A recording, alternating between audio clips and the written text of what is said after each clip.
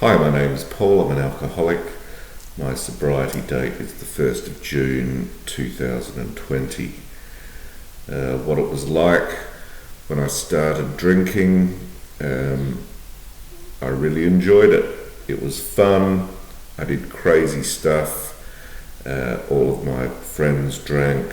As soon as we had come of age, it was the focus of everything we did. It was not the events that we were attending or planning and organising. It was the alcohol. And it wasn't just catching up with friends, it was let's get smashed. And we did that. I think I probably, I did. I drank every day because I preferred it to being sober. Alcohol gave me a sense of being out of self, I guess, and I'd never really been content within my own self. As a child, I was very awkward, I was very insecure, I was really affected by incessant thoughts about whether I was liked or not, and thinking about friendship groups at school. I was always extremely anxious about what was happening next. I was never comfortable in the present. There were high expectations and demands on me to be task orientated, from a young age. That was the sign of a good day if one had been productive. I found life challenging, disturbing, uncomfortable.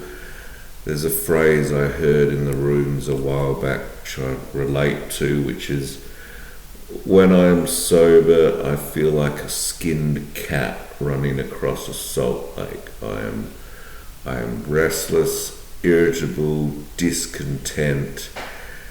Alcohol was a very easy, soft option to get through life on a daily basis. And of course, as time progressed, I drank more. It became more of an obsession. It became something that I ended up being dependent on. I needed it.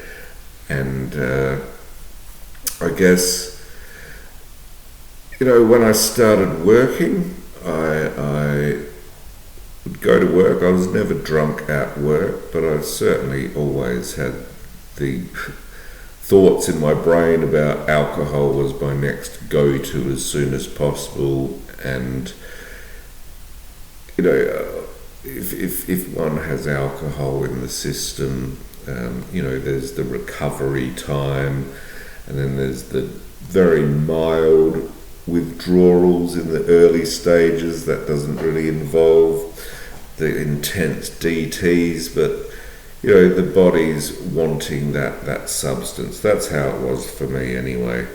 So I'd go to work, I'd get home and get smashed until I passed out and got up, did it all again the next day. On a Friday, I'd hit it really hard and continue on the Saturday and taper off on the Sunday, ready to be functional, so to speak, for another week of work.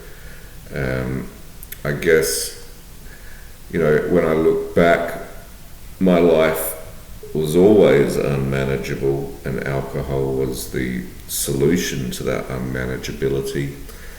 However, I didn't recognize it at the time, and I certainly didn't recognize that alcohol really amplified the issues in my life. And you'll hear it in AA, people having mental health issues. I think there are a lot of comorbidities involved with alcoholism. But the fear and anxiety about those and the using alcohol to escape those didn't do anything except make them worse, and with lack of clarity of thought, which results from extreme alcohol usage, just lost in this merry-go-round of getting drunk, recovering from being drunk, spending a lot of time sourcing alcohol or planning my days in order that I could know when I would be able to get smashed again. A very time-consuming occupation, trying to accommodate life and alcohol in the same space. I would, in the last few years, I would get up in the morning, and it'd be like 6 a.m. I'd be thinking, I really don't feel like going to work today, and I'd have a little bit of alcohol left in the fridge, and I'd think, well, if I have a sip of alcohol, I can't go to work. So I'd procrastinate about that for about an hour, and then think, bugger it, and have a sip, and I'd have this absolute relief of, cool, I don't have to go to work today, I can just drink all day. Things really came to a head. I think it was about 2015. My partner of 10 years left me because of alcohol, and that was the start of me really hitting it hard. And I was sleeping in my uniform that I had for work, and I was the walking dead. I tried going to a detox. I was in a place in Adelaide for about a week. I think that was around maybe December 2015, and then I went to one interstate. It ended up being, every time I had a few weeks off work, I'd be going into detox or rehabs. I was desperate to stop drinking, but I just couldn't. At the end, I did get 10 months sober from September 2016 to about July 2017, and that was because I went on Antabuse, which medication so that when you drink alcohol, the acetaldehyde reaction occurs and it bypasses your liver, goes straight to your bloodstream. So I had fear that I would die if I drank, which is ironic because if I'd continued drinking, anyway I was going to die. But that kind of worked for me for a while, but I was using other substances to escape self, because that's the crux of it all. I wasn't comfortable in my own self. I always needed something to remove me from self and take away the burden of everything that goes around in my head all the time. I resigned from work at the end of 2018, and I started drinking around the clock. And that is when I was drinking around the clock. I was up to 40 standard drinks a day. It ended up with me just drinking to get rid of the shakes and the dry retching and the sweating, but even that stopped working. I went to 9 different detox rehabs during 2019, early 2020. I usually didn't last a long time there. I just couldn't cope with being institutionalized. I'd last anywhere between 24 hours to a few days a week. One place I stayed at for 4 weeks. That was mainly to please other people, because they said you need to do this, otherwise you're going to die. And still none of that worked. On the 1st of June 2020, I was sitting in my kitchen. About a month prior to that, I'd drunk driven because I was going through withdrawals. It was 2 a.m. I was on a reduction regime of alcohol to try and get into DASA services, and went to my parents and got a bottle of scotch and some wine, was sipping that on the way home. Took a wrong turn. No one was hurt. I wasn't hurt. Car slightly damaged, but just a bump on the bumper. My blood alcohol was 0.475, but even that night when I was, discharged from hospital, I was drinking again. On the 1st of June, I was having these electric shocks go through my body. My whole central nervous system was smashed. I could barely walk. I was shutting down. Royal Adelaide detoxed me for 8 days. Following that, I went to my parents and stayed there for 3 months. I got involved in Zoom sessions with a group in Melbourne, and my sponsor is from this AA group in Melbourne. I got him on the 17th of June 2020. And I've never actually met him in person, but he delivered the steps in a very intellectual, articulate way. He's a very knowledgeable man.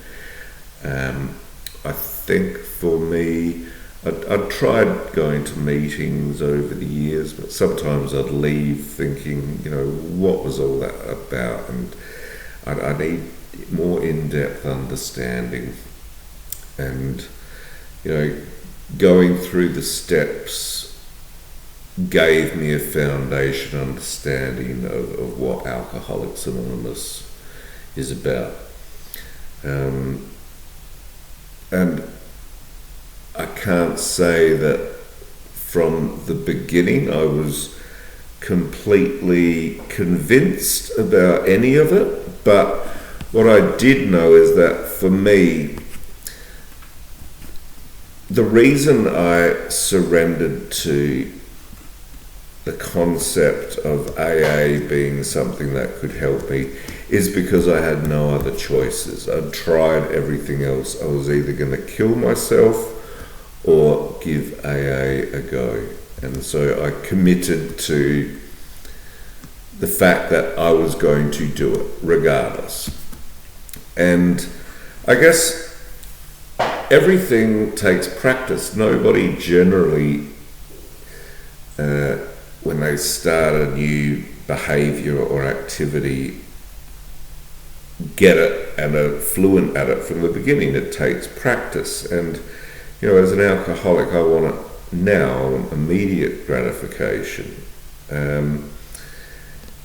And I liken it to the gym analogy. You don't go to the gym once and exit those doors as a buffed demigod. It takes a lot of hard work.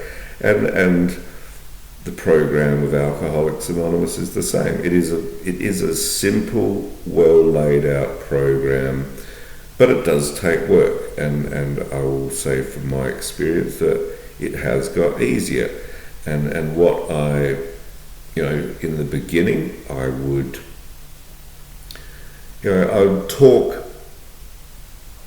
the talk of AA. I'd use the vocabulary. There's a way of conduct within the rooms and a way of speaking within the rooms, and I adopted that. And it's only through evolving with the program of AA that Now I'm at a point where I actually feel it. I'm not trying to feel it. I'm not pushing myself or arguing with myself about what's what and what's not. It just is. I'm powerless over alcohol. When I drink alcohol, I have an allergic reaction. I cannot stop at one. Then I come out of that with guilt, shame, remorse, get restless, irritable, discontent, and have to drink again to dull the pain. And then it all happens again. Had a mental obsession, that's gone now. I can say that by the time I got to step 12, I had a spiritual awakening as a result of doing those steps. The steps are in order for a reason, and as I progressed through, I evolved with my spiritual connection to God, higher power. And for those struggling with the higher power, it's merely a case of, for me, it was, I'm not in control. I don't have to take the burden. It's not about me. It's something greater than me, whatever that may be. And on a daily basis, I try and practice the principles of Alcoholics Anonymous in all my affairs. I'm not necessarily very good at that all the time, but I try. And I think by trying, one is achieving or gaining success in recovery. It's progress, not perfection. Over the last couple of months, I've started to go into a lot of meetings and I do a lot of service. In early recovery or even prior to that, when I was testing the waters in meetings, I would listen to the people sober for decades, and I wasn't actually listening to them. And I look back now and I think, what was going through your head when you were seeing these people sober for 10, 20, 30, 40 years, and you didn't believe or see any, relevance in what they were saying. As the big book says, more will be revealed, and more is revealed as a daily basis as I continue on my journey, day to day, sober. I get better clarity of thought. I get more used to behaviours that I've tried to change through being part of this program. And I'm gratefully sober today, and it's one day at a time. What keeps me sober today is today, not what I did yesterday, not what's coming up tomorrow. It's on a daily basis.